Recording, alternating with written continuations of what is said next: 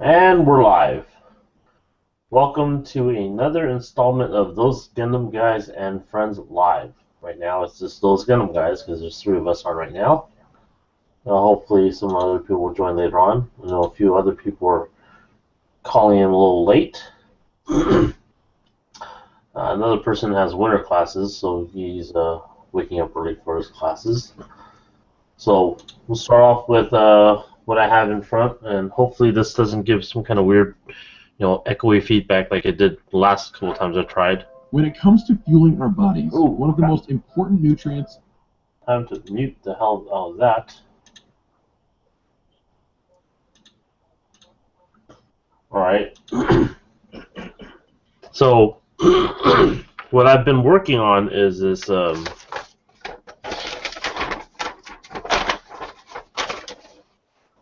the hell is this called? Gushin? Right? So right now I have my close-up camera that I can use to show stuff, and I have my which sort of is skewed, and over here I have my spray booth, which hopefully I get some, when more people show up, I'll get some time to go paint. But what I've been working on with this guy is just basically snapping and cutting it apart, and I've actually started painting this thing. So what I'm going to go over later on during the broadcast is how to approach certain pieces that have a seam within a seam. So if you look at this piece, this was here. It's a two-part piece, and what I did was I put together and I painted it already using stainless steel. I fixed the seam, glued that together, sanded that down, and next step would be putting this together with this part, like so. I think it goes like this.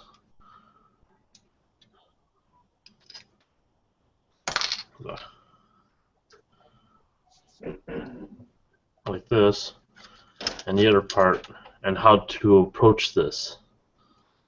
So I'll go over that a little later on in the broadcast. I'm just going to go around and introduce the other two people that are on the broadcast right now. So we'll get back to this in a little bit. Terry, welcome back to the broadcast. You haven't been on in a while, right? Yeah, it's been a little while since I can recall being on. Maybe over a month, I think. Yeah. Now you are broadcasting from where I used to once broadcast. Yeah, just the view would be different because I'm just going to point people at a table. That's fine. I'm working on, Terry? I'm just working on my miniatures right now, but since I moved, I'm still trying to find everything I need. I can't really do this without finding my plastic cutters, so yeah, that'll be fun. Yeah, I ran into a problem where I wanted to get some. I wanted to find my putty. I couldn't find my putty, so I ended up stalling on one of my other projects because I couldn't get the putty, which I'm actually gonna go grab the other project I was working on. And you think I would, logically put it with the rest of my stuff, but it wasn't there, strangely. So yeah. Well, yeah, same here. Same issue I had, as I thought I put everything in the same spot, but apparently not. So I'll have to go back and re-putty certain areas. I only have so many pieces just that I've already snipped that I'm like, oh look, I put them together. Shit, now what? Huh. So this will be a good time to finish sanding down this piece, I guess. What? Yeah. Okay, moving on to Senor Angel. Was that Barbados? Yeah, it's Barbados. Or is that pronounced Barbados? Barbados? Yeah. It's the 100 scale. You have what, the 144 scale of the Gushan? Yeah, there's only the 144 scale right now. I guess the 100 gets released next month, which I will probably end up getting. Huh? I'm picking up the 100 scale. Yeah, for mine, I'm just. I want to do the size comparison to the O. Is it supposed to be that big? It's pretty, isn't it pretty like beefy? Well, it's beefy. I'm not sure if it's that. I don't know. I might be completely wrong on this. I guess maybe it's sizable. Yeah, well, I'm not doing much of anything right now. I'm trying to get my room cleaned back up so I can do something. Well, what's wrong with your room? Well, I'm getting ready to move, so I've been pulling everything out of my outer room. Fun times. So I'm trying to get stuff put away so I can have some space to sit down and work. Nice. Cool. Right now there's full of people on the chat, so let's go say hi to some of these people. Let's see here.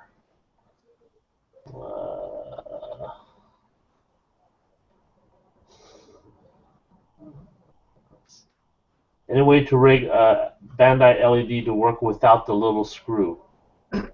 I would say glue. Yeah, if you glue it shut, but then you can't change the batteries anymore. Yeah. Someone was asking how the Barbados kit is. It's nice. It's pretty well articulated. It moves really well. That frame the inner frame is pretty good. So the only thing I'm probably gonna do is try to make all these hydraulic pieces move. Like the one on top of the shoulders and the one that's on the arm here. Okay. See if I can make them actually work. Cut them apart and use like some styrene rods and all that happy scrap and make it all articulate. Yeah. Cool. Let's see if I actually get to that.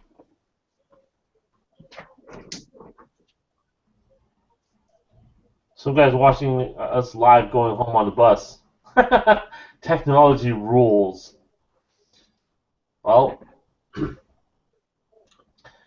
let's go back to what I kind of was working on. So, let's see here. I have a part that I did earlier, as an example here, for working on the seam within the seam thing. So if you look at my close-up cam, you can see the difference. There's one of them's been painted and wrapped and then glued together, which you can see if I do that. You can see that seam is glued. You can see a little bit of plastic ooze coming along the middle seam area. And this part's not done yet. So this is still just painted and not protected. You'll see that right here I have some kind of a film over this. And that is basically parafilm. Just going to get it. It looks like this. Better angle, better angle. There we go, parafilm. And this is kind of like saran wrap. It's a little waxy. It doesn't stick to the part, but it sticks very well to itself. So it makes for a very good masking tool. What I'm going to do is I'm just going to cut out a bit of this stuff. I'm going to take this apart. And I'm going to be kind of careful with this because, again, I painted this with metallics. I've already done the seam line here. So this has been painted with Alclad. See that there? It's, Alclad stainless steel. And it's very, very shiny. And the bottom is Alclad, just regular steel.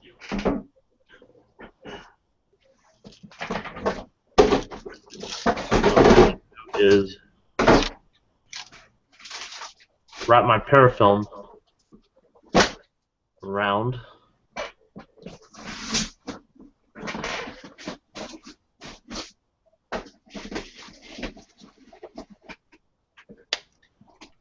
And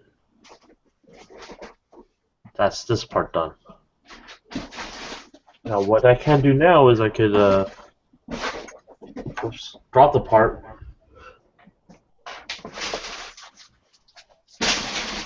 getting the part back, so orienting the part as it should. Place it down. Now what happens after I'm done painting or seaming and painting this is just mask it off so I could paint the green area nicely without worrying about, you know, painting on the what I've already painted. I could just peel off the parafilm and part is done. So I'm just gonna put the part kind of close together like this, so there's a little bit of the seam here exposed. I'm gonna take some styrene glue and let me get a part. There we go. And I'm just gonna apply the glue to the middle of the seam.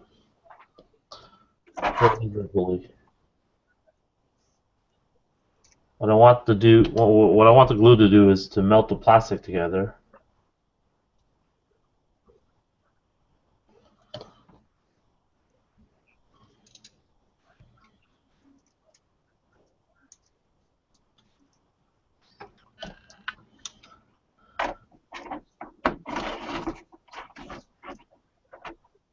This multi-camera thing is kind of working out this time. I'm actually kind of happy.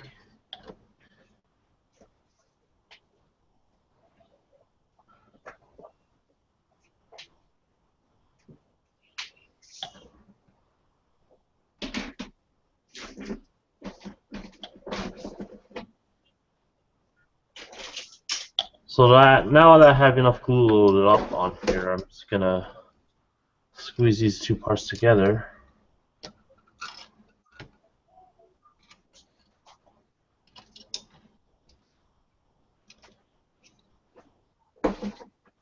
Taking care not to get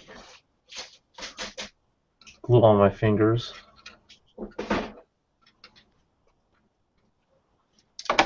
When I squeeze it together, there's a plastic ooze that comes out down the middle of the seam, like so. So if I let this sit for a couple hours for the glue to completely set up, I can sand this away and this will look like it's one piece.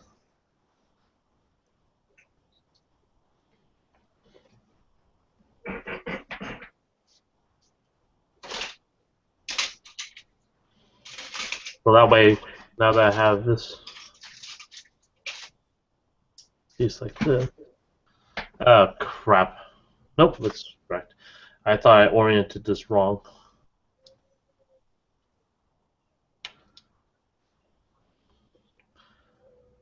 Okay, make sure that's in there correctly, angled correctly, the part's in there correctly, and I'm done.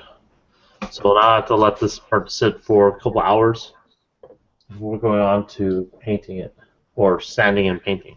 I've kind of done the same thing with this part, but I'm just using this to hold the major pieces together. What's happening here is I'm going to paint this in solid colors so that what happens is I don't want the tone difference to be different, so I have the part together so that when I'm painting, I have even tone between the two pieces. If I were to paint the parts separately, there's a chance that I might have different tones because the airbrush is quite fine when it comes to spraying paint. So there's a chance that I could have different tones if I don't spray enough on one part and spray too much on another part. Here's the guy's hammer that I painted yesterday. I just used stainless steel for just the head of the hammer. I've seamed together the hammer as well. Hopefully you can see that. And I just got to mask off this, and I could get to working on painting the rest of this piece. So.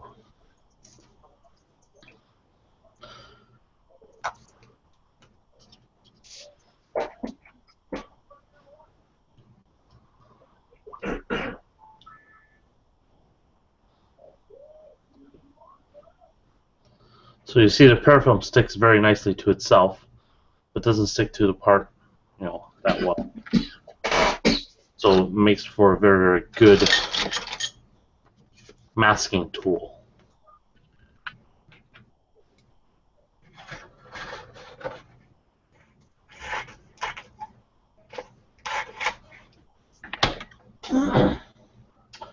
Anyone have any questions on what I did just now?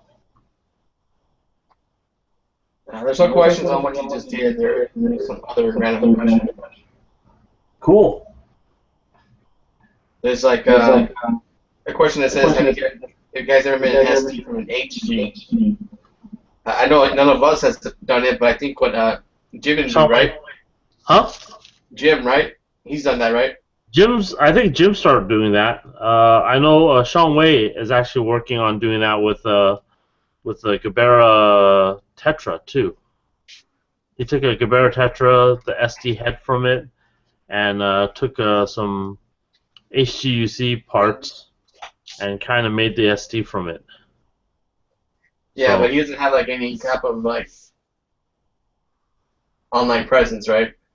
no, he doesn't. Not anymore. The guy has like a couple kids, and it's gonna take him a couple more years to even finish what he's working on for the last 4 years.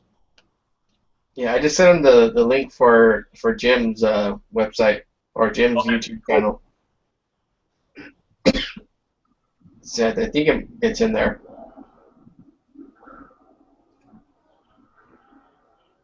Yeah, Jim's YouTube channel is pretty good. They also do the Gunpla talk. If I can plug them.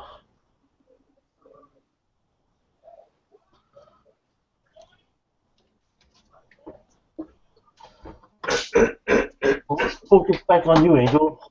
What's that? You're back to the GPO ones, right? Yeah, I'm working back on the Gundam project stuff. So last time I left off with this, I had cut the connection points off to the hips from the legs of the GPO3, and I also sanded off the ball connections on the waist part, so that I can put my new hip connections in like that.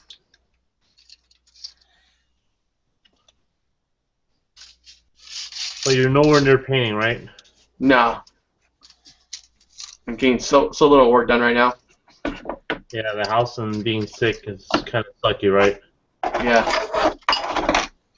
So right now, I'm gonna try to go ahead and fill these holes right here with some putty so that I can fit this right in there and make that. You didn't want to use a polycap in there? I was thinking about it. I mean, if you put the polycap and use some glue, and just glue the polycap around. I mean, use some like epoxy glue, and stick a polycap in there. That might just be work as a polycap. I need to find the polycaps. You boxed them up. Well, the polycaps that came with it is the ball and socket. Oh. So I would need to find some extras that would fit it. And it looks like this resin one I'm using actually inside of them, it actually fits. That's kind of cool. So I can just go ahead and maybe cast more. Very cool. All See right. if I can make that fit in there. We had George join us, and then Mike. So let's go over to George. He looks like he has a big 3D printed part there. Hello, George. Welcome to the Hey, broadcast. how's it going? Um, I showed this one last time. The lower leg, I was working on smoothing it with acetone and elbow grease, and um, yeah, just acetone vapor really is the way to do it. I was skeptical about that approach at first, just because I was worried that kind of indiscriminate use of acetone would impact the detail, and it does to some extent, but it really it it also does very nice things for the part otherwise. So I told you. yeah, you sure did. But I'm not. Well, I gave you a tip or so about your diorama that time, so fair's fair, right? Yes. And this one, I haven't got a heated chamber for acetone vapor yet, so I tried just in a container with some acetone, which would eventually evaporate, and that didn't work out so well for this thing. It was just too thin, didn't have the structure. Once the acetone penetrated it, started getting wrinkled. So that one's no good. But the leg, I built the knee joint, which also took several hours, but and I made some mistakes with it, but it went together, and so progress. And And that is a what scale, Zaku? 1/60th scale. Yep, and I think it was like 8 or 9 hours to print the lower leg, and then another 6 to print the knee joint. And kind of the mistake that I made with the knee joint was it was built to take 5mm polycaps. Polycaps with a 5mm hole and a 3mm peg. But first off, it turns out I didn't really have too many of those on hand, so I had to dig around and find one. But then also um, I made the opening in the part the wrong size for the polycap. Originally the part was designed to be printed in 1/100 scale with a 3mm polycap, and you scale it up to 160, and the peg size scales nicely, but the exterior is not. The wall thickness is the same for larger polycap. So Some guy on the chat suggested using an old rice cooker. yeah, that's kind of what I'd heard too. I'm actually gonna go look at some thrift stores and see if I can get one of those. I don't have an old rice cooker apart from the one we cook rice with, and I don't want to sacrifice it or have my rice coming out tasting like acetone. So I'm gonna see about getting another one. It's a germ killer. Yeah, it's healthy. I'm sure it's healthy. Cool. All right, I'm gonna go over to Mike Wine. He looks like he has his assembly we saw at a build gathering. So let him talk. Yeah, sorry I'm late. I'm kind of scrambling here to get organized. How dare you be late? Well, my daughter's graduating this year, so there's all this, ordering of class rings and all that crap I had to do. So It's okay, Mike. I don't even know where my tools are, so I can't do jack. Anyway, I know it doesn't look like I've done a whole lot. Using a flashlight. What I'm doing is I'm working more on this claw here. The claw. Someone had to do it. So I spent a lot of time measuring these arm lengths, trying to get them right. In fact, I had to pull these apart because they were just slightly too long after the last build gathering. They weren't these little arms with the fingers wouldn't fit right alongside, so I had to shorten them up a little bit and make the holes for these pins to go in. These pins will go right through the side here and lock it in place. But so really, all I have done is the ends of these arms, the claw here, and then I glued these in place. So lower. Is the mirror as you they're at the right angle What was that? Doesn't. Never mind. So they'll probably still hinge in the center here. So this will swivel. You know, they'll swivel up and down. But I think they're going to be, you know, as far as this, the elbow joint here, this little, it's actually going to be permanent. So now that I've got the right length, I can just fit them on there, and they'll stay right where they're supposed to. So Now I've been trying to sucker Mike mine into, you know, building this so that we could reproduce this in resin and sell little 148 kits of this stuff. Because I'm sure there are people out there that would love to have, you know, this little kit that he's worked his ass off on the first attempt at scratch building. Yeah, Well. I spent a ton of time on it. So I've got this little piston here on the top. This is removable, so I can take it out and paint it. You know, I'm trying to leave it. I probably should have made it a little bit more modular if we were going to reproduce it in resin, but we might be able to cut it up and make some molds out of it. So. Yeah, and then once you get done building the master, you'll just, you know, you get a resin copy and use the resin as your, you know. Yeah. So I have two choices of bases here. I bought this a while back at a swap meet, a model swap meet. It was a nice wooden base. But I'm not sure it's quite big enough because I'm going to drill somewhere around the corner of it and have this thing extended off of this. But I have to build part of what would be the ship here that this is launching to. Well, I can either use this, or I have a bigger chunk of wood, which is a little less nice looking.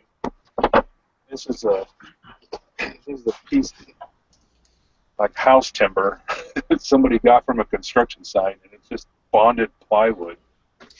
It's ugly, but I'm going to cover it up anyway. So I might end up using this since it's just bigger. It's heavier, and it'll hold. It's not going to move. Let's put it that way. So that's where we're at. It seems like it's slow going right now because I'm spending a lot of time on this claw. It's been a kind of a pain in the butt to get this right. So where we're at, man. Anything else new going on? Cool. No, we just started a broadcast. It's just going around to different people to see what they're working on. Going back to me, I'm just kind of hand painting in some details for this this arm piece here. Oh, you got dueling cameras now too. Nice. I got 3 cameras. Oh yeah? Look at that. I want to be like George. Why do you want to be like me? Well, I want to be like you to the extent that I'm not gonna put my face on the camera.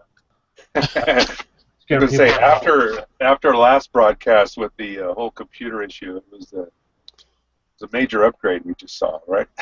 Well, I went back. Well, I got a different computer, so yeah.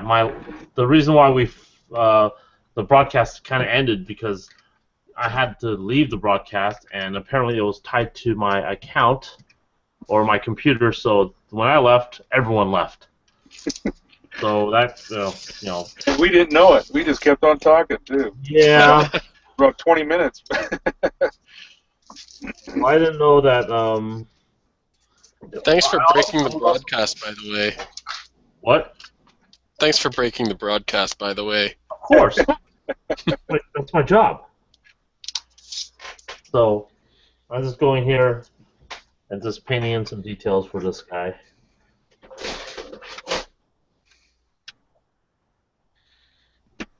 And hand brushing is, for small details like this, is probably the best way to do this.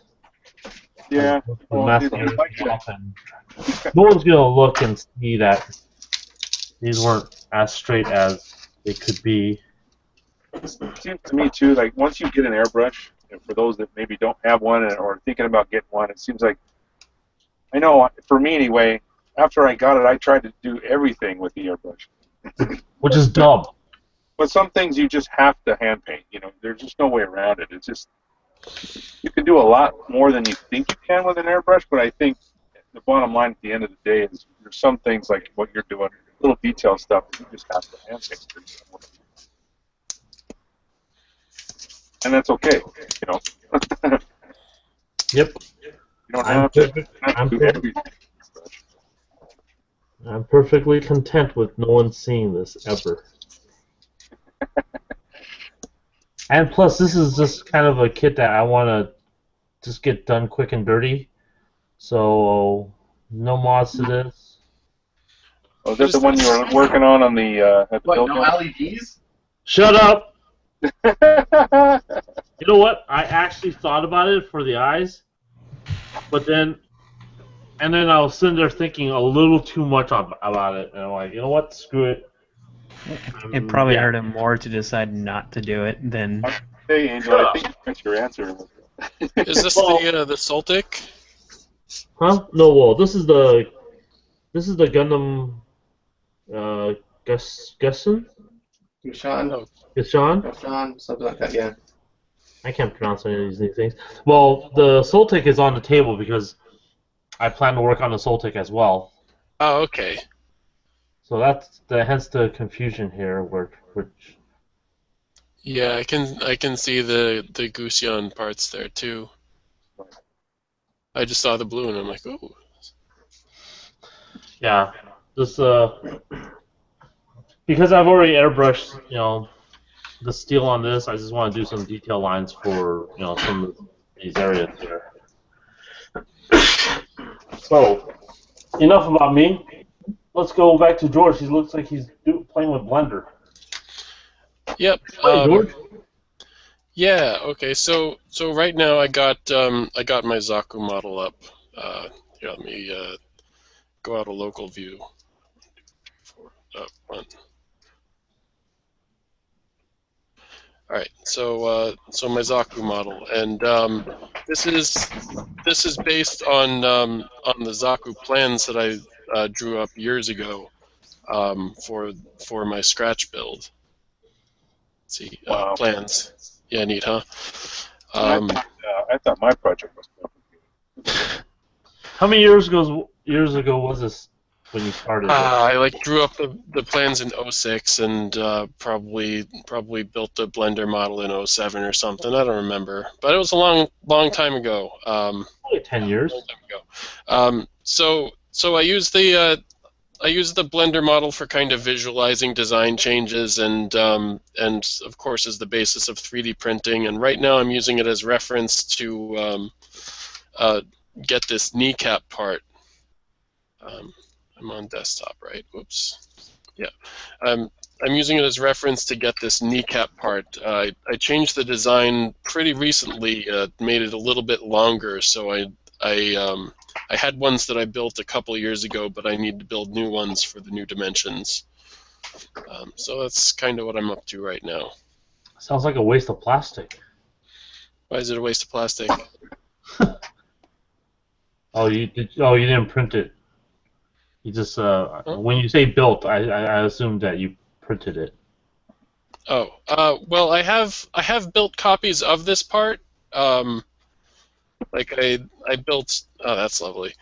Let me see what I can do about that. All right. So for instance, I built this one in 1/60th scale. I 3D printed that one in 1/60th scale, and I recently did.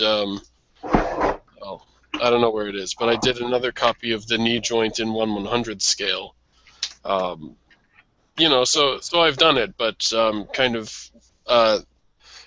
My main direction right now is 3D printing the 1/60th one and scratch building the 1/100th scale one. It's kind of Long-term plans? huh? Long term? Well, yeah, probably. I mean, it's gonna take a long time to print this thing, and I don't even have my own printer up and running yet. So you're printing it not to build it, but to use it as a model for the 1/100 scratch build? Is that No. It's well, like the parts that I'm printing now mostly are just kind of for the purpose of messing around and prototyping. But generally, I do want to get my 3D model to a point where I can print the whole thing.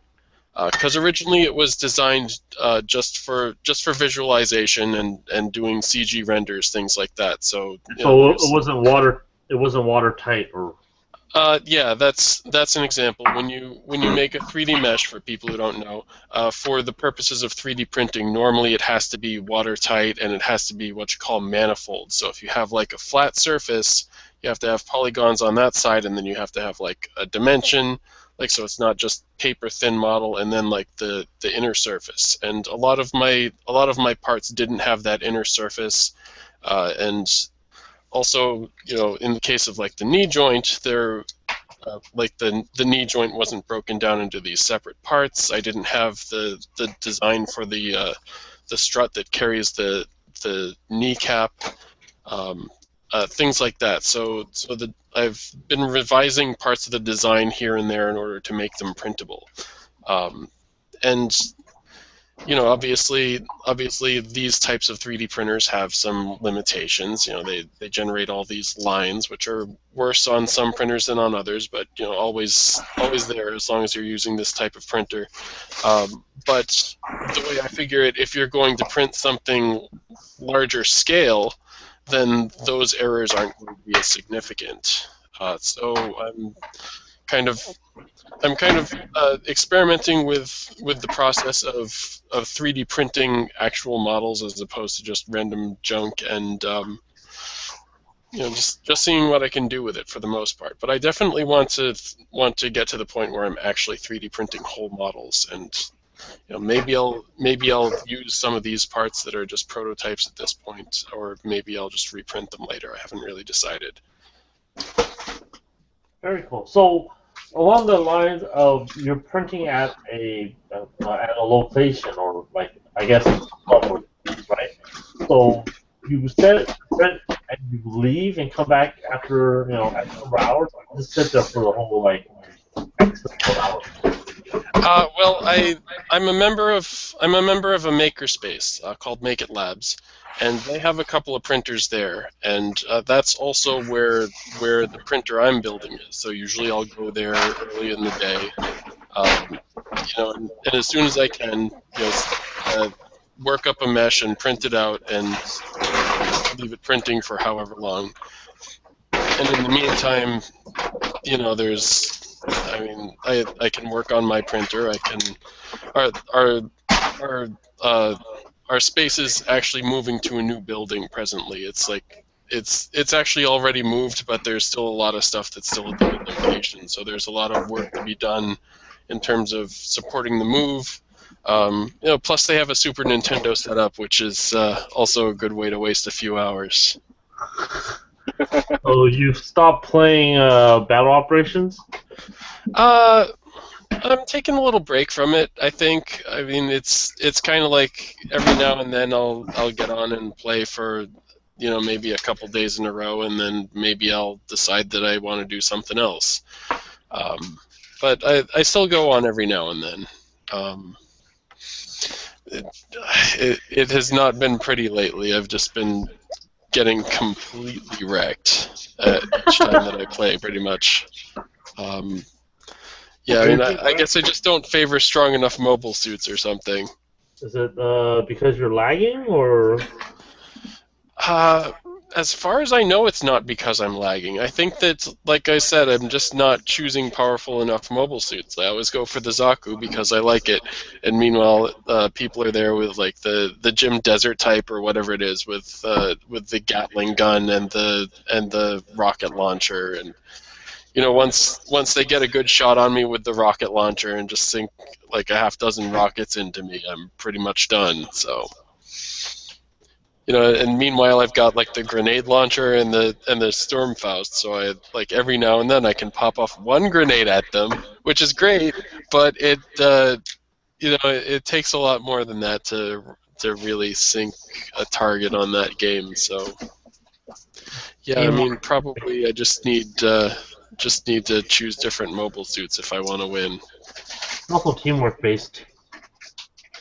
Strong teamwork based. That is true. I mean, a lot of it is teamwork based. Like for a while, I think that I was doing reasonably well at kind of sticking with my team and supporting them, but you know, I mean, a lot of the times that just hasn't. It's hard to tell because sometimes, like, I think that I'm doing that, but actually I'm not. And sometimes I'm doing that and I'm just not doing it effectively. And you know, sometimes I am doing that and like maybe just something else is wrong and just we didn't have what it took to win that match. But I don't know. I've been playing a fair bit of that game and losing a whole lot. But it's generally good times. Very cool. All right, let's go back to Mike Wine and bother him for a little bit while he's carefully trying to detail parts. Yeah, I'm just trying. I think I might have to shorten these arms a little bit more. It's just not quite there. Trying to see, maybe you can see. Let's see if I can show you. There's a gap right here, right where it's supposed to rest on that. It's not very much, and I took some of that gap away, but of course you take the parts off and you put them back on, and it's like it's right, and not quite perfect. Being a perfectionist, you know, I got to make it perfect. Why start now? But anyway, you can kind of get the idea. These are the locking pins. I'll show you a photo. This is straight off of a cell from the movie. Let me bring it up here really quick. Okay. So these are the release pins from the claw that you can see. It's a really close-up view. I can get it even closer, really. So you kind of get the idea. So that's what these are right here. Yeah, they shouldn't be that long. No, they're going to be quite a bit shorter. I made them longer so I could, you know, gradually whittle everything down to size. But yeah, I'll probably take off about 1/8 of an inch maybe on these. Oh, I thought they were the right length, but now that I'm looking at the scale, they're a little too big because this picture was printed to scale, and you can see the length of the pins basically right here. They're a little bit shorter, so you're right about that. But again, this is just a fitting process. So these are removable; they come right out. I had the holes drilled and had to mark them and then drill them, and then so I can take these off. My plan was to be able to remove the Valkyrie from the launch arm for reasons maybe to transport it easier. I can pull these pins out and just disconnect it. The magnet is right here. There's a 10mm magnet here and here holding all the weight. This is just basically for stability to keep it from twisting when it's hanging on the arm, because the weight tends to be more in the front, and I think the Valkyrie wants to turn while it's hanging. So by putting those pins in, that'll keep that from twisting. I can move it around, and it's pretty stable. It's pretty stuck on there. That's what I wanted. So that part's working. I just need to work on the fit. Get it done. Most of the painting and decaling is done for the other parts. This is one of the leg units here with the armor and everything on it. All the decals are done. The wires here for the thruster LED. And I still have to work that out too. Is the number of LEDs. I'm trying to pair them up and do them in series of 3s. So it'll make it easier for me to do a 9-volt power supply if I've got a series of basically 3 LEDs. So I got the wings that have 3 each. I have 2 in the nose cone, and then the 1 in the gun. That's going to make that pairing of 3. And then I have 3 in each booster unit. So the only thing I have to figure out is what I'm going to pair the legs up with, because I only got 2. Since I add a resistor in there, I just use 2. The only thing. So anyway, it's a work in progress, right? That's what we do. It seems like I make it more complicated as time goes on. Say I'm going to simplify it, and then all I do is make it harder. Starting to push my limits, I think. For sure.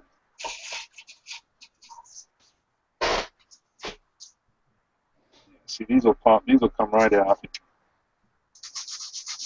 This side's fine. I think that the side that has the big bun on it, that's fine. I swapped over to Angel so we can see him sanding stuff. Yeah, I'm sanding down that little polycap part I have in resin. Sanding it down so I can fit it inside there. So just sanding, nothing too exciting. Sanding is always exciting. Don't let anyone tell you otherwise. With that, let's go on to someone else. Terry, got to working on anything? Oh, Terry's gone dark, so... Oh, let's go back to me. So I've gone ahead and started to hand paint the rest of these piston areas. Another reason why I want to do this as a kind of a quick and dirty is because I do plan on buying the 1/100th scale of this kit, and I'm guessing that there's gonna be a lot more I have to work with for that kit, and along the lines of putting LEDs in this damn thing, I figured a 1/100 would probably be easier to do that. Certainly a lot more room. Well, there's no lack of room in this thing. Oh yeah. This thing is sizable.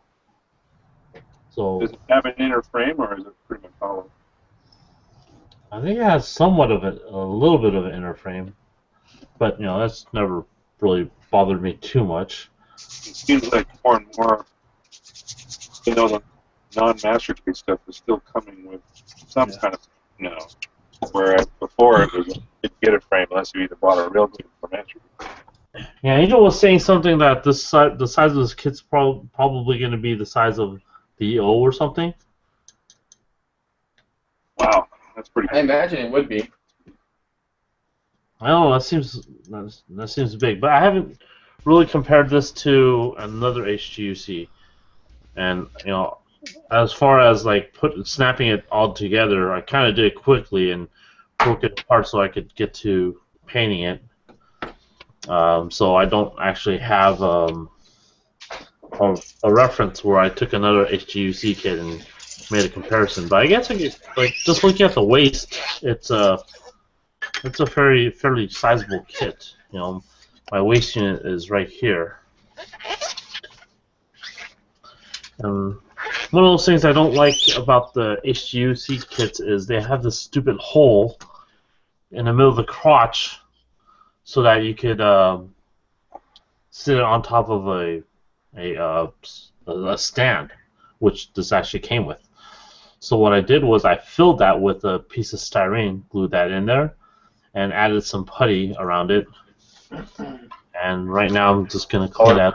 Solid round piece? What? Just a solid round piece there? Well, it's a solid square. It's actually a square here. Oh, I got it. For this piece. It looks round in the camera. Well, it looks round because of the putty that's around there. You can see that.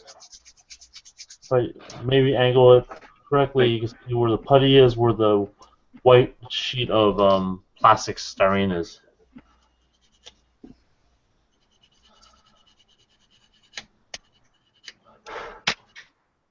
That makes sense. So now I'm boring everyone with the excitement of sanding. That's usually what happens. Not with you, I mean, just with anybody. That's not very nice. Oh, I mean, it's just like eventually everybody ends up having to sand something. Well, there are people that don't sand, so nothing. It's not a knock against them. I'm using a file.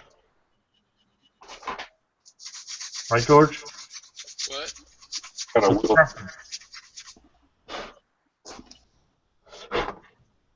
What's a preference? Not bathing? Well, you do know our audience.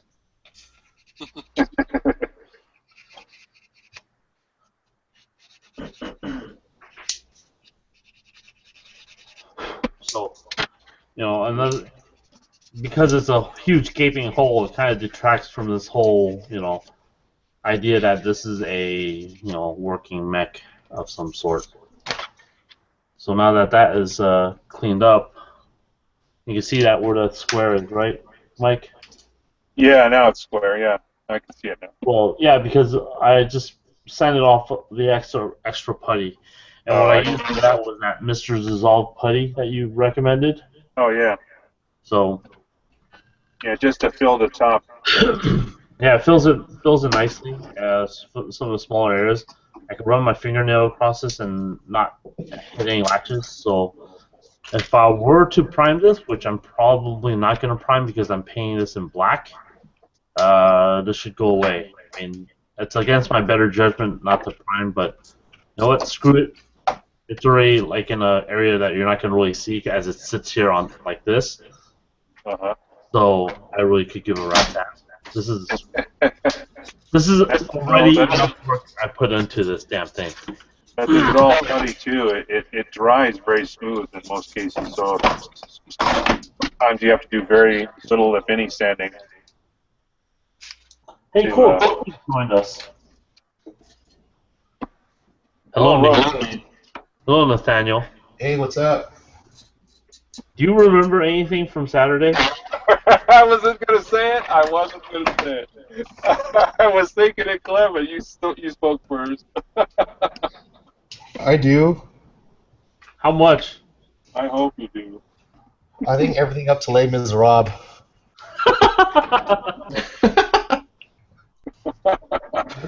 Okay, which part of Les Miserables?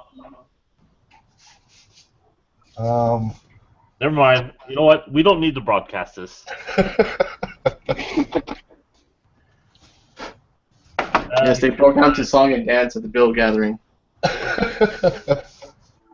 And there's nothing wrong with that, and it's perfectly That's what happens when you're heterosexual. for like 2 weeks, and then you get to hang out with adults. You become a kid. Is that what that is? Is that what that was? I was going to say, is that what that was? So, Nathaniel, what do you work on since you were working late? Don't you work from home? Huh? Yeah, but I came in the office because they're doing a special project, something or other. That'd be in meeting room all day. We had people coming from all over the country coming. But anyway, I bore you guys with that shit. So how's that going to work when you guys move? Yet another guy another one of our broadcast folks that's gonna pending move this year, right? Yeah. No, I'll still be going down there occasionally. I mean, we're talking like I go to the office maybe like once or twice a month, so it's not a big deal. So discuss what since the last 2 weeks we last left you. What are you working on?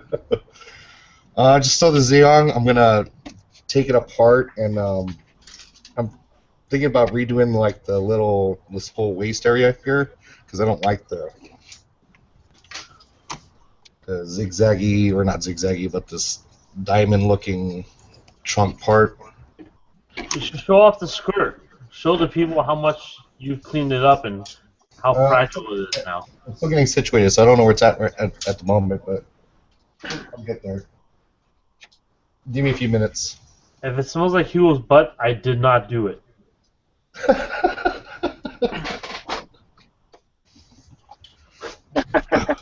I just saw what happened, and I'm not a rat. I'm just gonna say if I didn't do it, okay? Oh no. I'm not sure I want to know. Well, this goes along the lines of how much do you remember from Saturday night?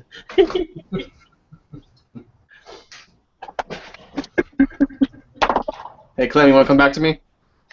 Yeah. Sorry about that. Come back to me. All right, Angel, you're on. Do it. Just do it. Alright. You know you have controls, Angel. Well, Come I back. think Never you're mind. moderating. I'm working on a model kit actually, as opposed to just moderating. Multitasking. I'll take controls.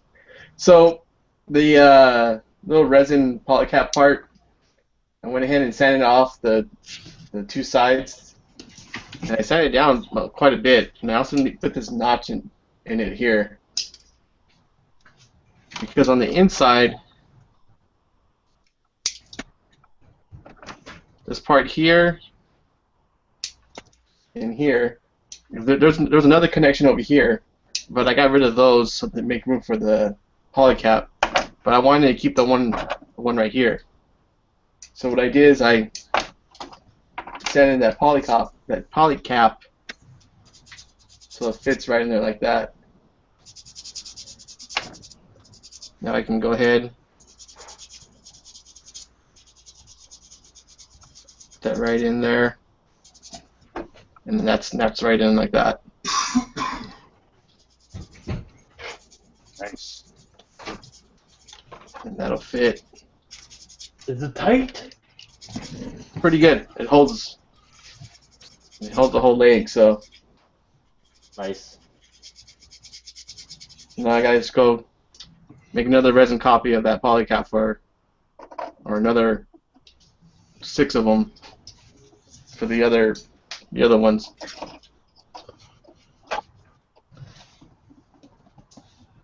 All right, let's see.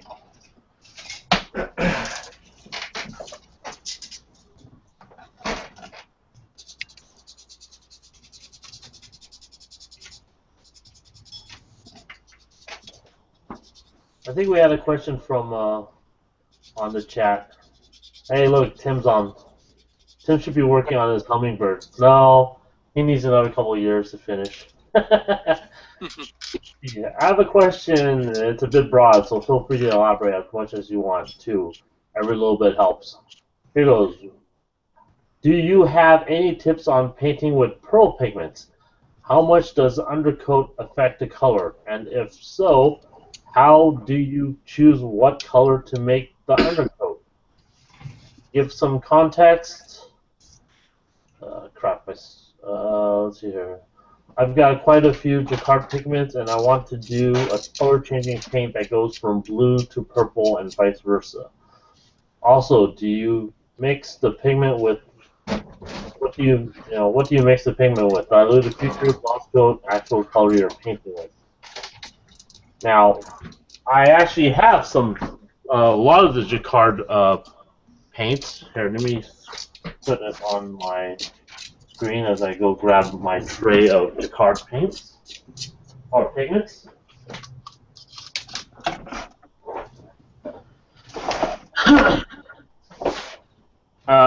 The guy's asking about this stuff.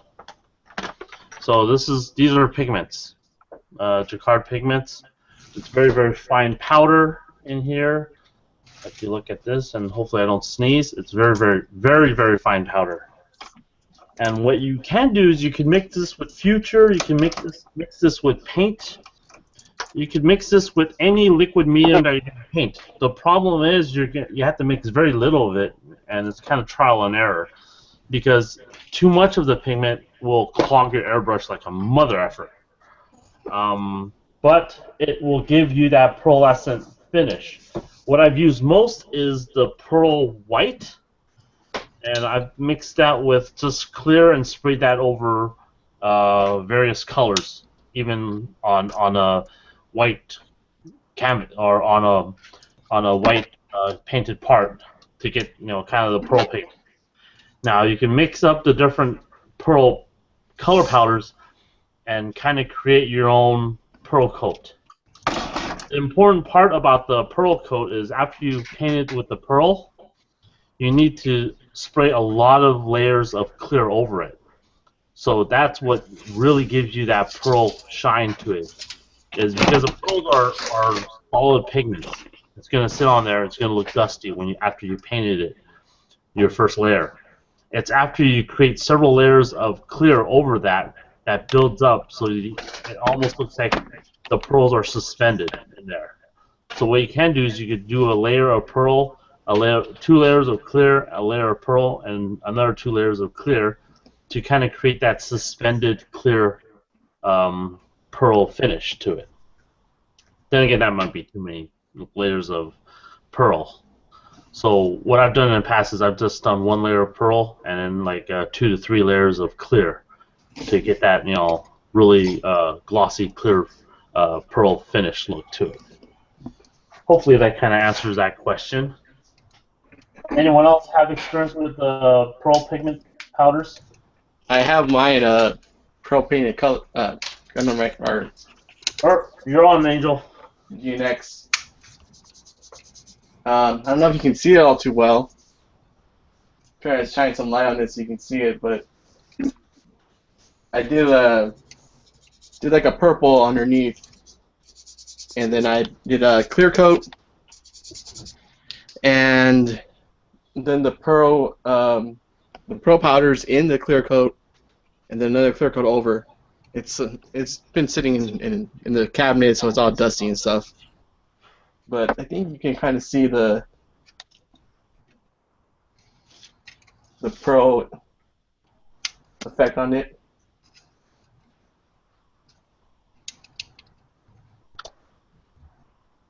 Yeah, it's just it's tricky with the when you're trying to airbrush it, because I haven't had really success with it after I did this one with the pearl powders. It's always clogging up my airbrush. I don't know what I did to this one that worked, but yeah, that's something to look out for, is clogging the airbrush.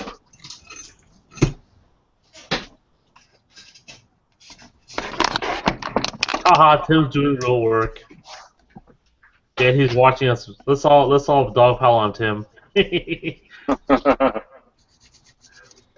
But yeah,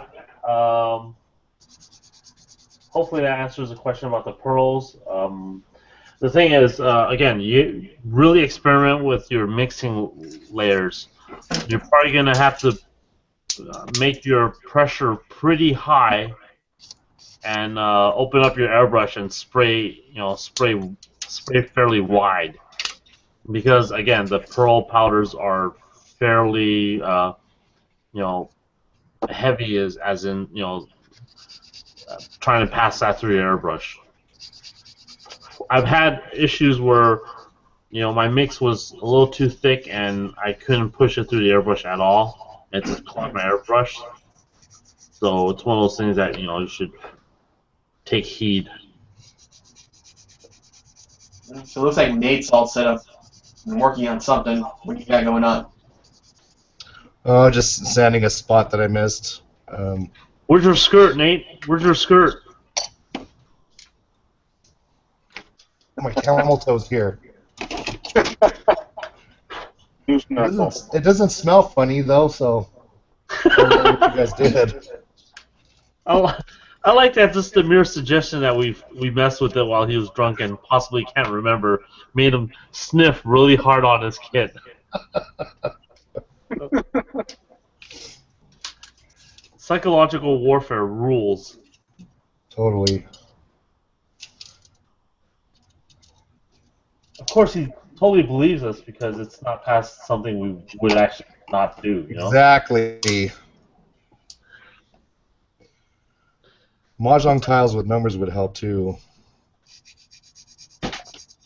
Yeah, for amateurs.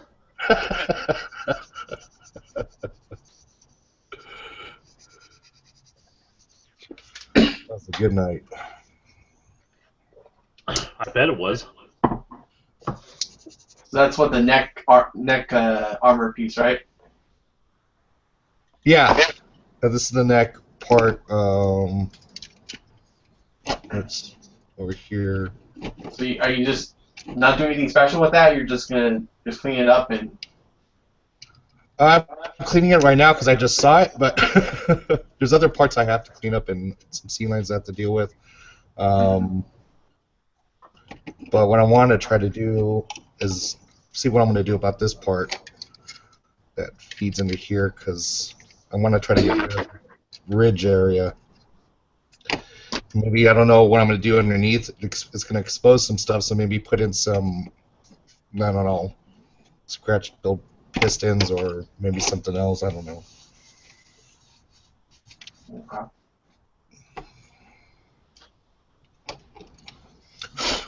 Take a look at it. George is like he's back to designing. Going back and forth between Blender and the parts that I'm working on. I cut this one based on the design that I had in Blender, but I got this edge a little bit wrong, so I'm updating it to make this one, which will hopefully be a little bit more correct. It's just slightly. Mike's a little low, George. George, we can't hear you. Now we can't hear him at all. Yeah, it might help if I put my mic down in front of my mouth. Sorry about that. There's Yeah, some so other things you can put down in front of your mouth, too. Scrambling for the joke, sorry. I don't get it. Ask Nate, he'll tell you. Okay, well, I was cutting these parts based on the design that I had in Blender, just kind of going back and forth between the two. It's probably hard to see on camera, but it's slightly longer than the ones that I had made previously, but it's still a little bit too short. So I'm now cutting this one, which is going to be a little bit longer. So that's pretty much it for the moment.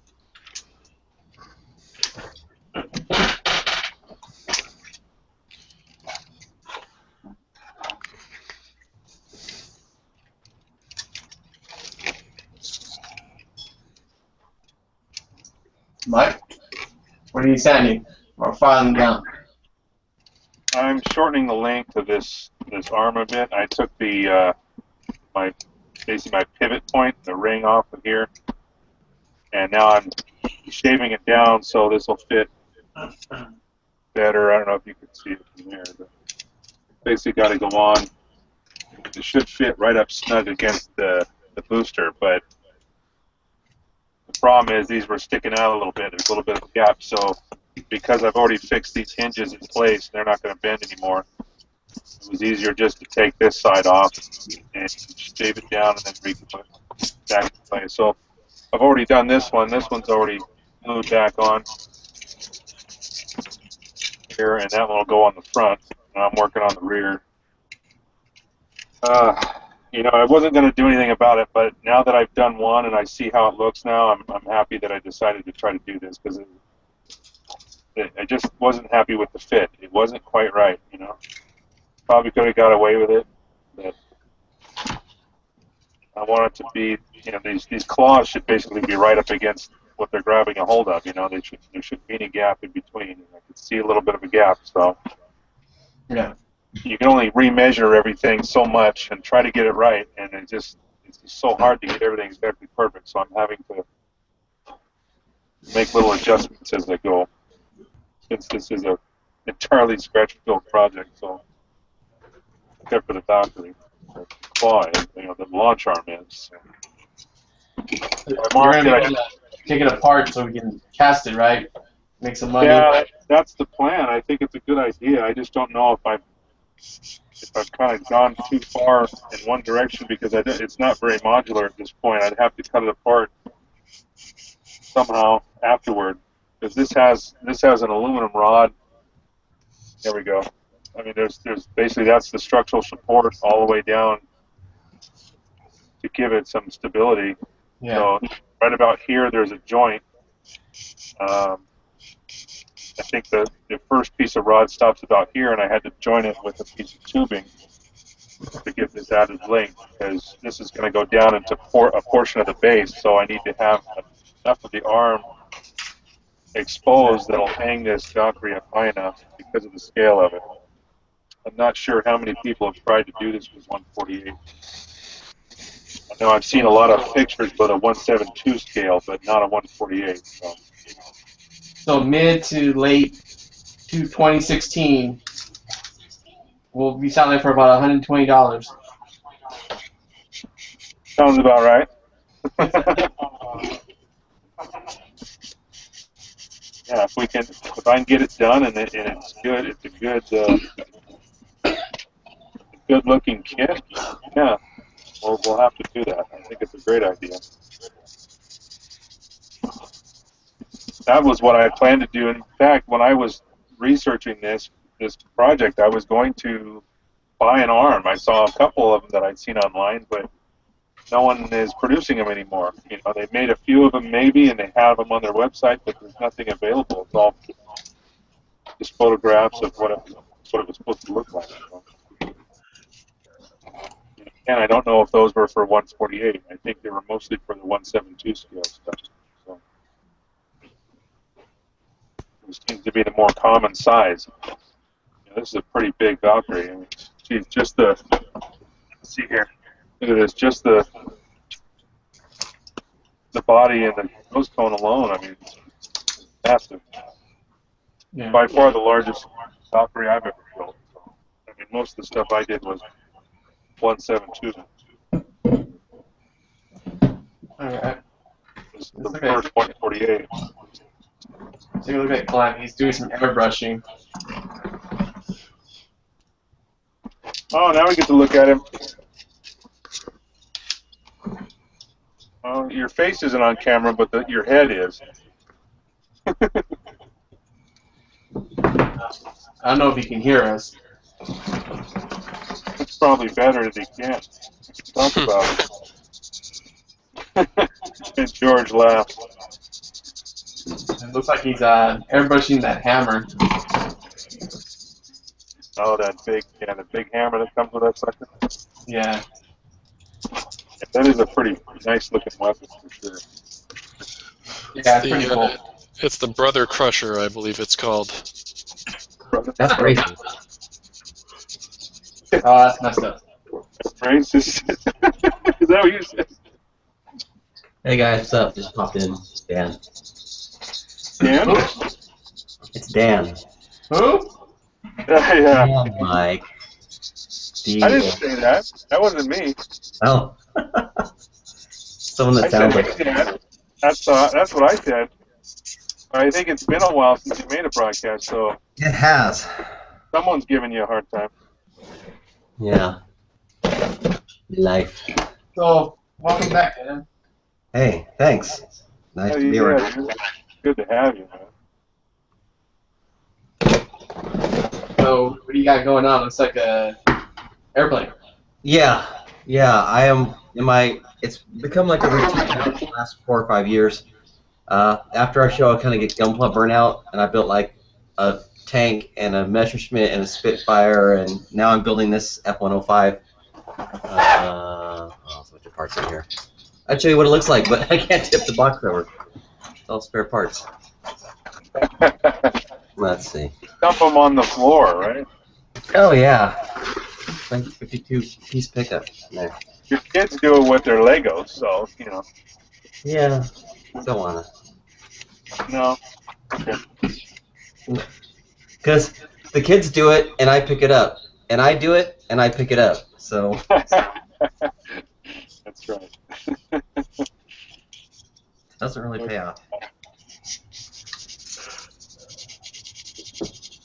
I'm just doing adjustments to this arm. When I finished those little fingers, remember, at the bill gatherings, the claw? Yeah.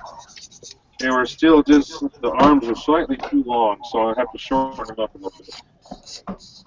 Looks like I'm really close right now. It looks a lot better. Just wasn't happy with it. So, Dan, are you working with like acrylic paints? These are artist oil colors. Oh, oil colors, okay. I have got the bulk of my interior details painted, washed, and flat coated. So I'm going to be doing some dry brushing to highlight the details. What part? The wings? So this is the what's going to be the wheel well for the Oh, I landing. got you. This is like the back of it. So if you're looking up to the landing gear wheel well hole, this is like what you'd see. Not focusing that well, is it? Is that taped on something? It's just a sticky tack Oh, okay. skewer. I got you. So, because I was thinking that was the whole part. It's just that something stuck to it that you're painting. Yeah. It's a wing on a stick. So you're gonna use some dry brushing, you said, right? Yeah. Okay. So are you gonna dilute that paint? Now I'm just going to put it on here straight. And then what we'll do is get a little bit on the brush and then wipe almost all of it off onto this paper towel. If I can get the cap closed. Hold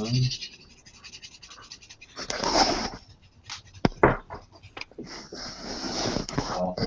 Some on the brush and then wipe like practically all of it off here. And then you drag it across the part, and the paint tends to catch on the raised areas and kind of highlight them.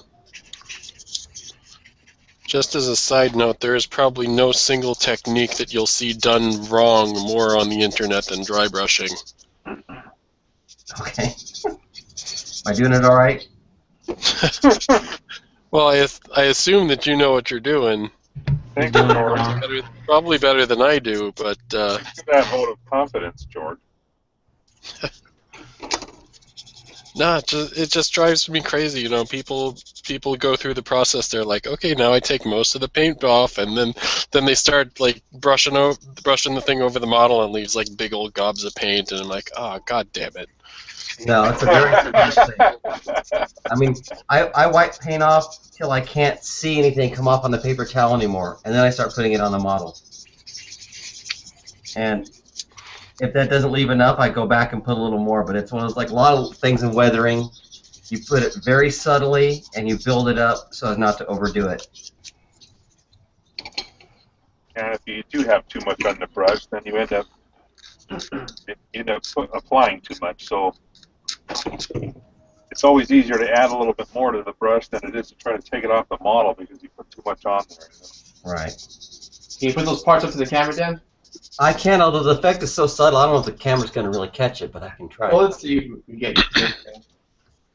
George wants to see if you're doing it wrong. No, I want you to show everybody doing it right because I'm tired of people doing it wrong. Yeah, we can. Oh, maybe.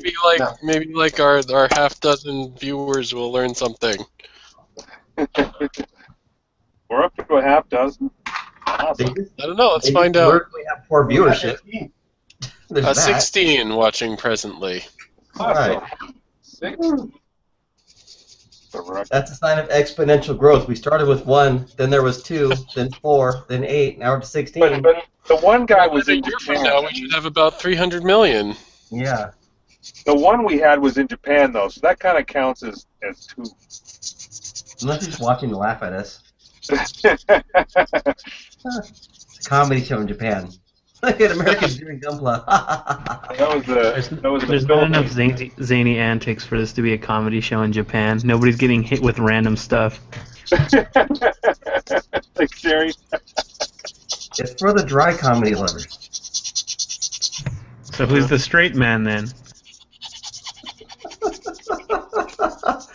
Probably not Mike. Wow. We're going to go back there, are we? Okay.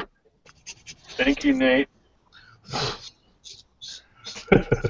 I have a calendar from the Onion, and the thing on today on the daily calendar was like, local businessman wins asshole award. And I'm like, that's what the Gundam guys need. Annual asshole award.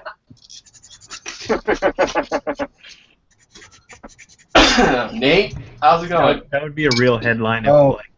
It could be built from. He's over there staying quiet because he knows we're right about him. The what? Nate, I said he's over there being quiet because we're talking about him. Oh. Sure. Oh. So now I saw an opportunity on this kit where funny thing about this kit is that there's so much detail underneath everything. Not sure if Every gunpla kit. So I saw these, I don't know, pipes or something that were here on the shoulder. I thought, let's cut a hole so we can see it.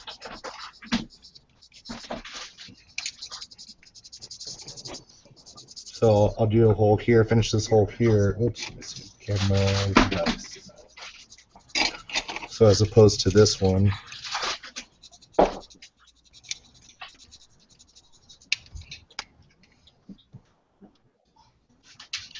Show the conduit or whatever that is underneath.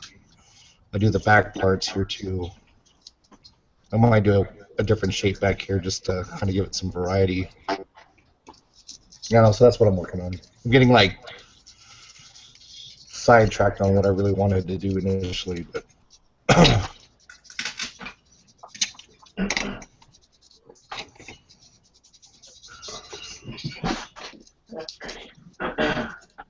so on a piece this small, like I've been actually using a Dremel a lot more, but the hole this small, it just poked a few holes with the pin vise and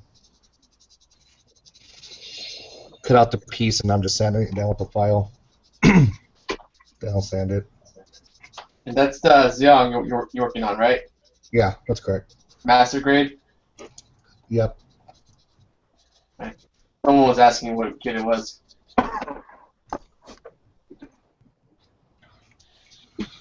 The one without legs.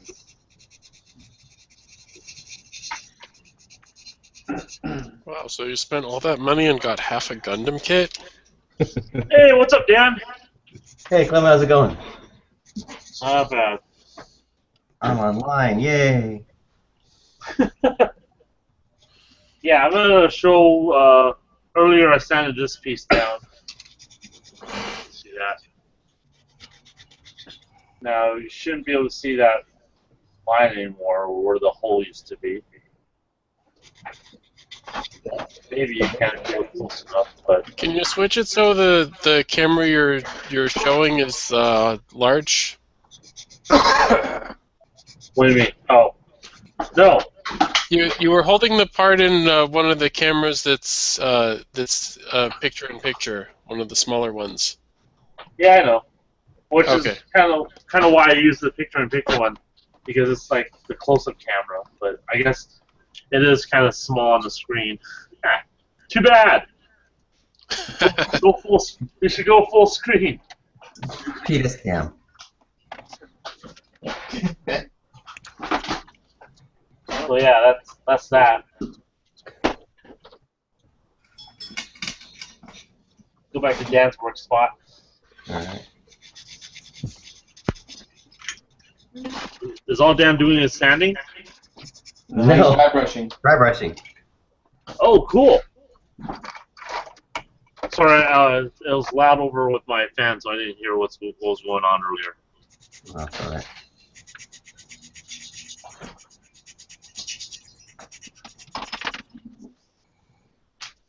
Good technique to explain, but unfortunately it's one that doesn't show on the camera very well because it's a subtle technique.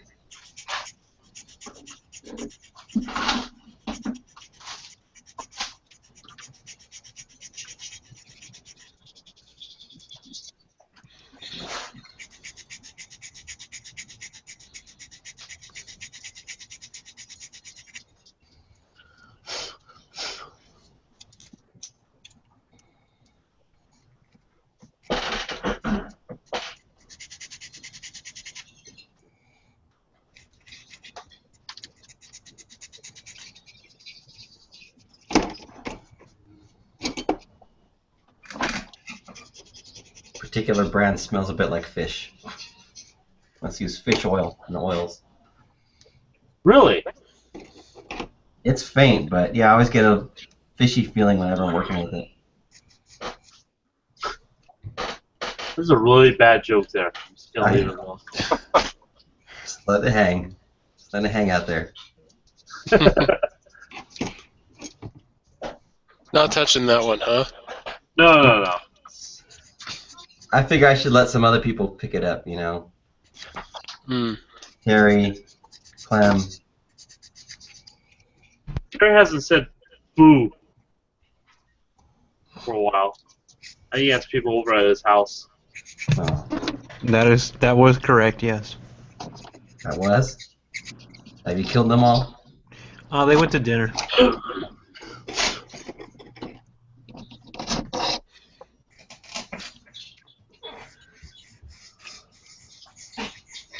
Oh, I have something else to show. Let's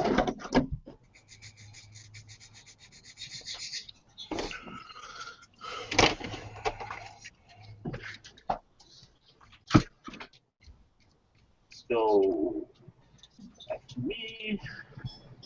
So, I also started working on this Levy kit, or Levi kit. God, I keep calling it Levy because I worked on a Revy kit. So, I was say another Revy?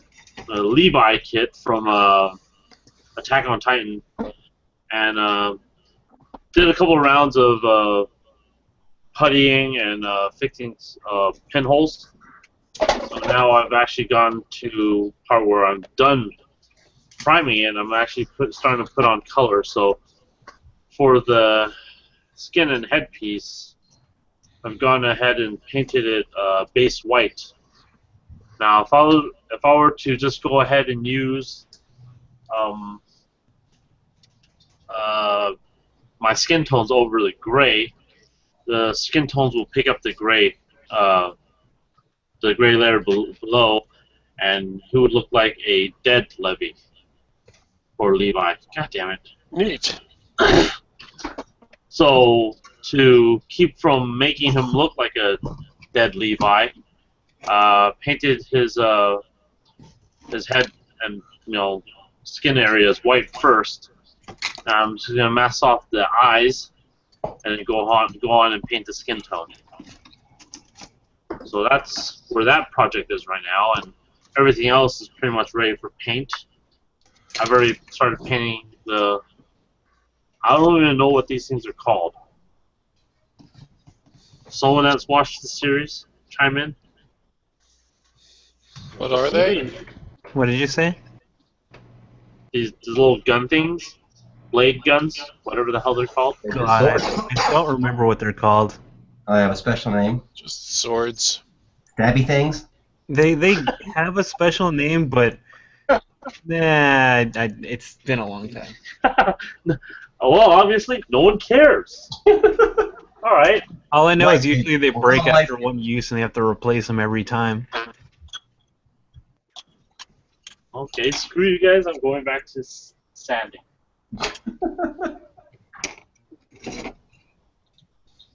Let's make Angel present. Angel's not showing anything interesting. I'm not doing anything. Mike Wine, you still there? Yeah, sort of. Let's go pick on Nick then. I'm actually eating. Oh, that's overrated. What do you eat? Yeah, right. Well, you weren't here, Dan. Earlier, I was talking about why I was late getting on is because we were ordering class rings and tapping down all that stuff for my daughter this year. So we didn't have time to eat. So my wife just brought me something down. So I'm kind of scarfing it down. It's really difficult. Go ahead. Right. Yay! Somebody else is inconvenienced by their children. No one's bitter by that. One last time.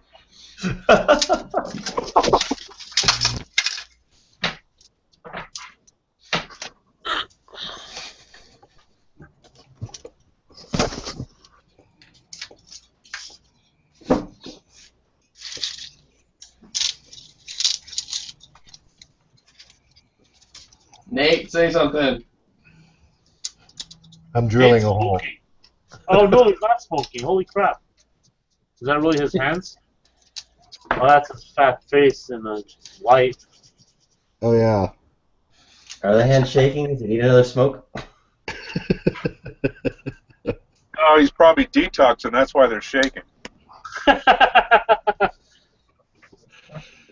was twitching the other day when he was at the bill gathering.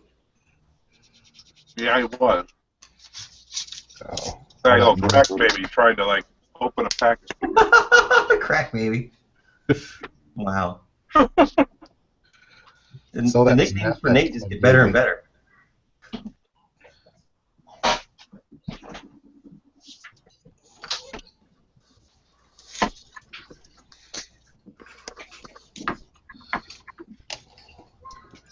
Drilling a hole, huh? Drilling a hole for. Oh, he's not talking. hole? What's in the hole? What's Drill the a hole next? for. What's the next competition in Southern California? Wow. ValleyCon. Is it? I think so, isn't it? Or yeah, or no, or is it Vegas? Unless scams. But But Southern California though, Vegas is so it'd have to be I think ValleyCon, right? Oh, it's just for our listeners. That way they can come and check out kits or whatever. I don't know, just something to say. OrangeCon is what, October, right? Yep. So I think it's ValleyCon March or something like that, right? well, like I was saying, there's that scam show, which is usually early in the year. It's like the figure show. Did they have that last year? Yeah, I believe so. But it wasn't at DoubleTree anymore. It was at the local Holiday Inn or something. Oh, they shrank the show? Yeah. Oh, you went? No, just heard about it at Kinemax. Okay, I'm gonna go to my campus to kind of do this. Excuse me. Nice. It's a good So- one. Oh, it was good, man. Oh, what she brought me was so freaking good, man. Oh, so good. What was it? Okay. It was So now simple. that- No dinner. It was simple but tasty, but it was really good. All right. Now going back to the building. Sorry. Gotta have sustenance from time to time. Part I'm gonna mask off the eyes, and what I'm using is just sticky tack, blue sticky tack, and it comes in packages that look like. I don't have an example. Screw it. It looks like this. Grab a small. They're a small, like blue kind of package with like Actually, four I sticks. probably do if I. Oh, here you go. Here, look, if you look at my screen, you'll see. This is There we go. Yeah. That's what it looks like. You know, this Loctite or It's a bunch of different brands. various different brands of this stuff. I bought it at. You can find it at Party Supplies. You know. Yeah. I got a orange brand at Michael's, which I like a lot. Ooh. It's a good consistency. Interesting. I didn't know they had it there. Apparently, Silly Putty works the same. Silly putty. Yeah. I've heard lots of people use that, but it seems too sticky to me. I don't know. Thick. So Not a joke, Hank. Believe it or not. I'm using a toothpick of sorts to apply this guy, to apply the masking, and I'm just gonna kind of go around the eyeball area, or not eyeball, but the eye white Ball of area. the eye. Thank you, grammar Nazi. In the eye bar.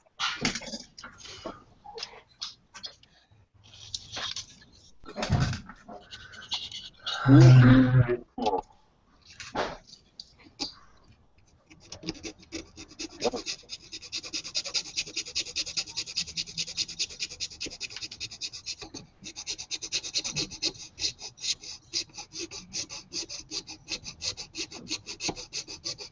And that one piece is masked off.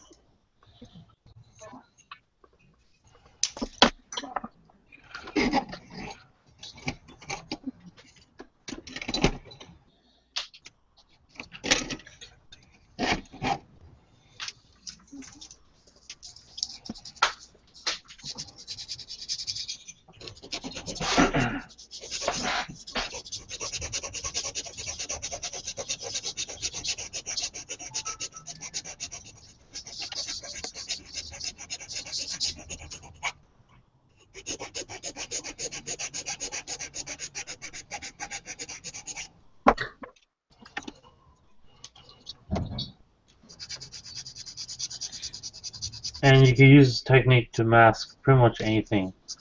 You know, your Gundam kits as well. I'm actually. What? I said, what are you using to Apply it? do you have like a pick or a strip stick or something? It's just a wooden skewer. Like a toothpick or something? Yeah. I cut one of my skewers up in half.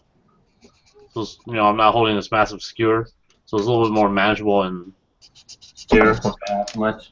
That way you can kind of gently nurse it into position, sort of. Yep. Well, You're that's kind what of getting occluded by one of your other cameras. Oh, there we go. Well, I was doing it in the I was trying to do it in the smaller camera, the zoom camera. So that's kind of what it looks like after I've masked it off. You know what you've done here, Cliff. Now you have 3 cameras. George is going to have like 4 next time.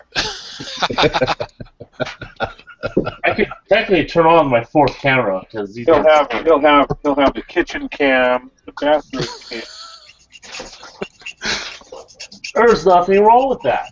The sanding cam. And George, we go to George. The 3D printer cam. Which is man, you know, now I feel totally inadequate. You're talking about how you have 3 cameras, and you switch back to me, and I still only have 2.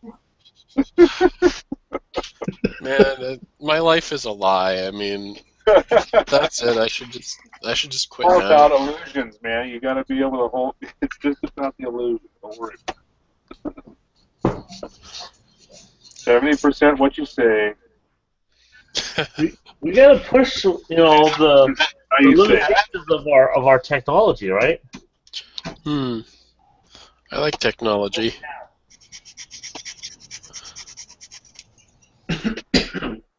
Let's see if Terry's found his tools yet. Terry's not. Both hands in a flashlight. I like technology when it works, though. Yeah, I can show something over here. Oh, but it's so fun when it breaks and then you have to fix it. Yeah, but the last broadcast you were talking about how you couldn't get your 3D printer to work properly. So, oh man, that's it's technology, but when it works is when we're happiest. When it doesn't, it's frustrating. That's true. Well, I have been making progress on that front. That's exciting. But anyway, I'll get back to that. Well, I didn't realize we're on me. I'm just cutting out some thrusters here. I figured I was letting some parts dry that I had reshaped and glued, and now what I'm doing is each one of these leg pieces has 3 little thrusters here and 2 larger ones here and here. So I haven't actually painted them yet, so I was cutting them off the runners that I'm going to prep for priming, and then do that. And then I've got another small set of thrusters that actually will go on the sides of these booster sections here. You see there's 2 here and one little tiny one up here. So figure the more I can get ready for paint, then there's less I got to do later. So that's all I'm doing. I'm going to start some sanding. What do you know, right? That's going to show this what I'm doing right here. Go figure. Second. All right. Give me a sec, Dan. You're on. So I've been dry brushing, but I got back to this part here. This is where the jet exhaust nozzle sits, and I'd painted the whole thing green. But after looking at some pictures, I realized it really shouldn't be such a nice, clean green. It's in there right next to a jet engine that's, you know, throwing off fluids and burning and stuff like that. So I just basically took some of the same oil paint that's called Payne's oil, and just basically painted it with oil paint and left it streaky and even kind of ran my finger on it just to give it a good burnt up, dirty look. And I'm actually going to streak it, like do a little kind of dry brush streaking with a lighter mix of the gray. So, you know, you can obviously do dry brushing with oil paint, but you can also use it for weathering effects as an actual paint. Because it's a paint that you can kind of mix on the fly and create streaky effects with. Just wanted to kind of highlight that since that's something I'm doing right now. Okay. Those are artist oil paints, right? Yes. I've never I've often been curious myself, actually, because you're the first person I've seen to actually do that. Now, is there anything special? I mean, this is for my own education too, but is there anything special that you have to do to the surface that you're going to put it on? I mean, how well does it work? More like an enamel would? Kind of. Let me just explain this real quick while I'm holding this up. What I've got here is kind of like an artist palette. So I've got, and it's hard to see with all the glare. Unfortunately, my light is like right above my. You got the little aluminum or yeah. stainless. What I've got is I've got a little puddle of black paint, a little puddle of very light, like ivory colored paint, and in the middle I'm kind of mixing them into various shades of tannish grayish for the various things I'm trying to do. But like for the straight up interior dry brushing, I was using a very light tan color. For the more like sooty engine parts, I mixed up more of a gray color. And then back here in the back of the plane, it's more or less almost a straight black. And then to go to Mike's question, for dry brushing, you want to use it over flat paint or flat coat. Because if you put it over gloss, it just slides right off the gloss. It needs that texture, the little micro texture of the flat paint to stick and to work. That's why if you see like oil painters, they work on a canvas. It's got that woven texture. It helps catch the paint. So it doesn't matter. It doesn't matter what kind of paint you're putting on as long as it's a flat coat. I guess you probably don't want to put it on enamel maybe because it's oil and oil and might. But it's cured on cured, doesn't matter. But I use it on top of acrylic and lacquer. So, what's it gonna look like in robot mode?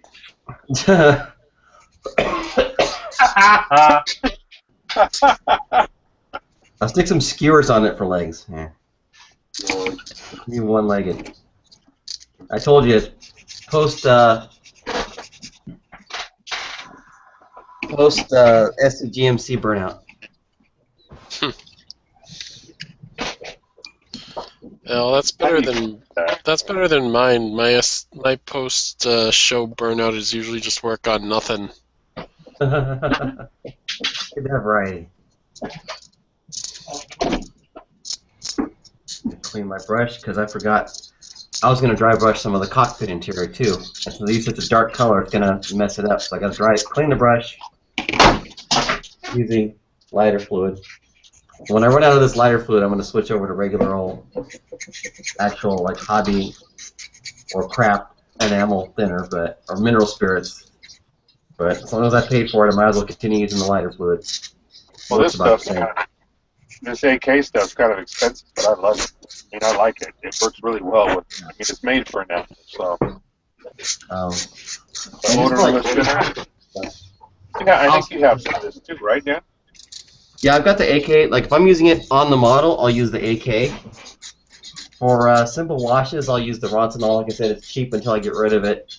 And for cleaning brushes, I'll either use this or actual, like artist mineral spirits, just because you can buy a big old bottle like this for the same price of the little, like, AK bottle this size. So. Yeah.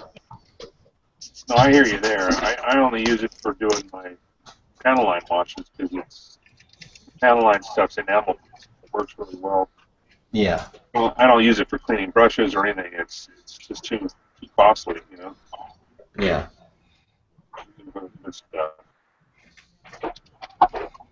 Just like cleaning the airbrush, I don't use leveling thinner to clean my airbrush. Use leveling thinner? Or no? What? You use leveling thinner to clean your airbrush? No, I said I don't. Oh, yeah. I was going to say, that's expensive. If I win the Powerball, maybe I will. No, wait. Yeah, we don't have to. Say, I saw a picture online and thought that. At 1.3 billion, with only 300 million people in the U.S., if we just divided it up between everybody, we'd all have 4.3 million. So, America's distributed evenly. I'm sure that'll work. Why not just do that? Poverty solved.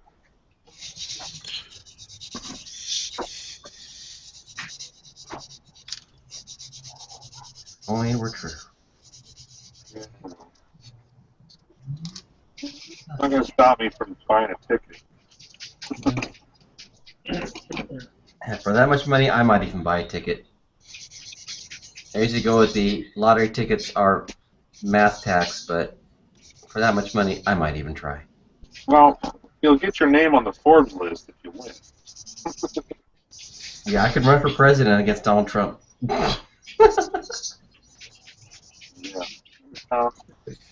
Hey Dan, Yeah. someone's asking about your aircraft. What is it? What's the model number? Or what's the aircraft? It's a F-105D. Okay. Let's get a better picture. F-105V, you said? D. Thunder Chief. He is a dumb shit. It's a Vietnam-era bomber, fighter bomber. It did the brunt of the Air Force work in the Vietnam War. And my uncle was a ground crewman in Thailand during Vietnam. Blah, blah, blah. So, makes it look kind of interesting. I actually found a set of decals from one of the squadrons that he worked with. So, gonna do it up like that. Okay, cool. That's not nice. Answer the question.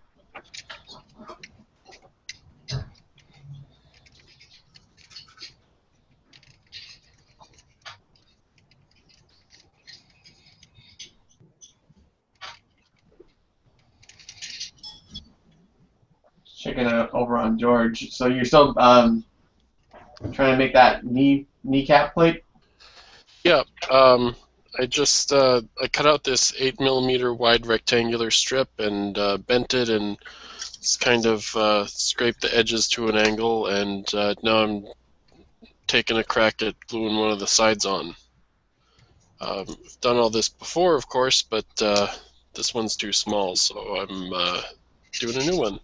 So you're doing it this way, and then you're gonna take the measurements and then throw that into your software? No, actually, the way it went down was originally I drew up the plans on graph paper. Then I transferred that design into Blender, and kind of since then I've been doing a lot of the design updates in Blender. So I actually this part was correct to the design when I built it, but then I changed the knee design a bit when I was prepping it for 3D printing. Made it a little bit longer. It's hard to see because of the angles, but yeah, there you go, longer. So I just have to build a new one for the updated design.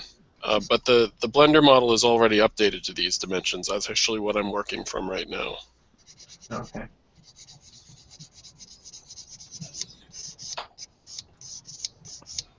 And the 3D prints are also already to these dimensions.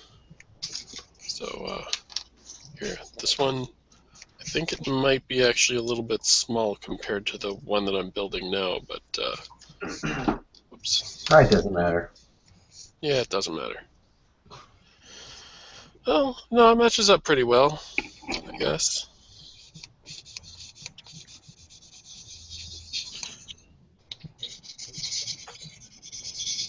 Down to 10 minutes. Hmm? Down to What'd 10 you minutes. say? Oh, we're almost done, huh? Yeah. About 10 minutes left. I just got here. So sad. Feel free to continue on your own, Dan. At least we're still live right now. Now, when this ends, I turn into a pumpkin. You But I sure think- we're still live? I think what? this comment is directed towards you, Dan. We didn't lose the broadcast, so. Like we did last time. Comment? I think we have a comment that's directed to you. I think about your model you're doing there. It says, that is no good. It's not the Turbo Cat. Get it off the stream. Turbo Cat? Turbo Cat. That's what I have here. I mean, that's the only thing I make sense of is maybe they're talking about your model. I've never heard of a plane called a Turbo Cat, so. Yeah. I think it's from Thundercats. Oh, there you go. Oh. Yeah, you know, the Thundercats did kick a lot of ass back in Nam, I gotta say.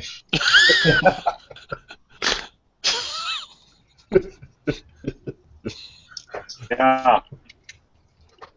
Exactly.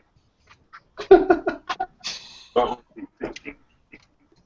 That might be a piece where the dry brushing actually shows because it's black.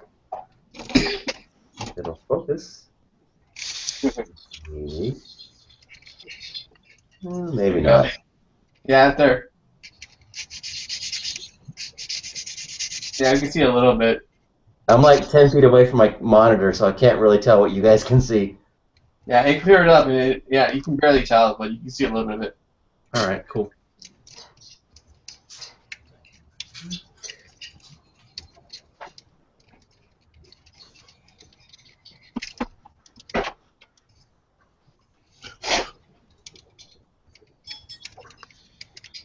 All right, Mike, back to you. What are you sanding down now?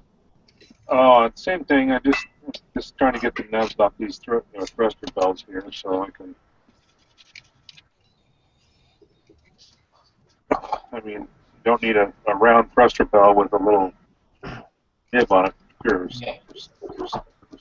But now that I've sanded off most of it, I'm just using this little polishing block here to make it nice and smooth, so my metallic finish will go on nice and smooth and not have any blemish. All right. I know it's exciting, right? It's a lot. We do this a lot. We do a lot of sanding. Nothing too exciting. Yeah, the ugly truth comes out. Model building is like what, at least 75% sanding?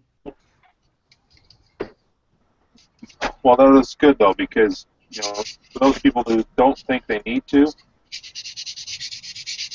if you ever want to try to, you know, be in a competition or something, they're going to have to do this. So.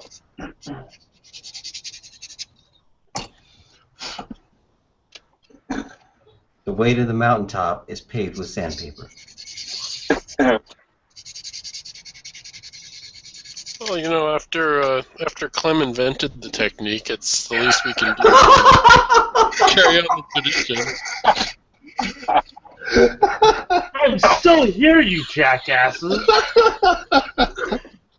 So we should call this clem sanding. Damn straight you should. Clem sanding, you know, seems to indicate it's something other than. You should just call it clemming. Actually, model building should just be called clemming.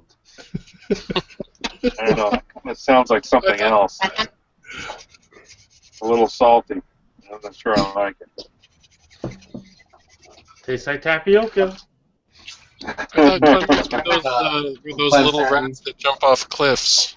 Lemmings? Clemmings.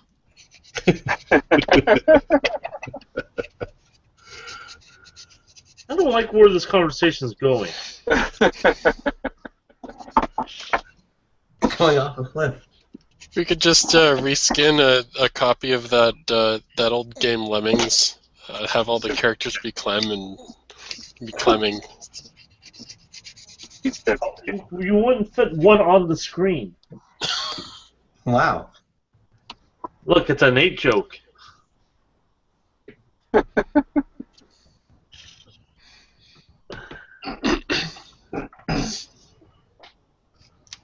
So we're back on you, Clem. Are you painting? What do you?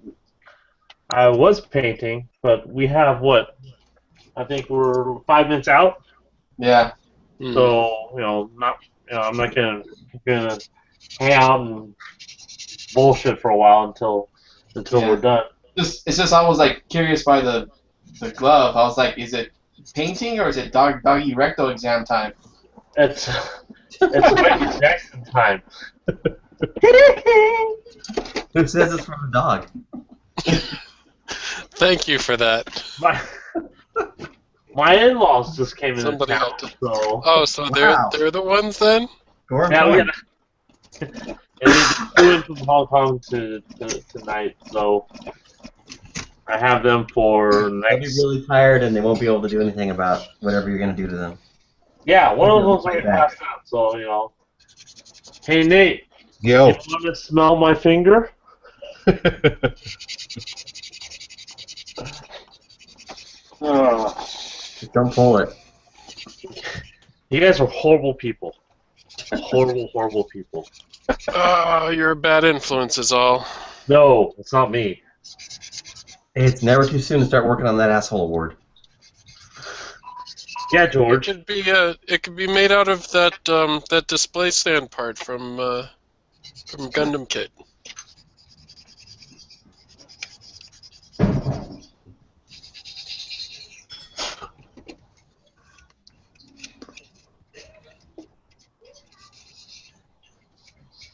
Why are you presenting me?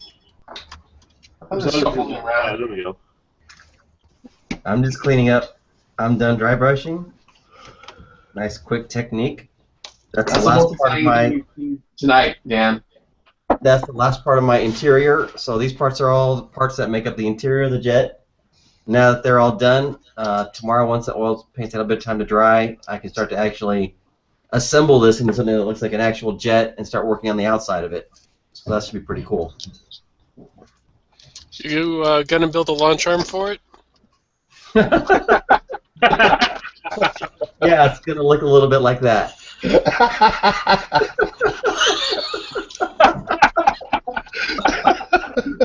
All you see is a bird. It's a single engine plane, so it'll fit right up the tailpipe. Good one, George. Good one, George. Awesome. We all needed that. And that would be fun though. Just when the launch arm is done, take it and put it on some like really mundane plane.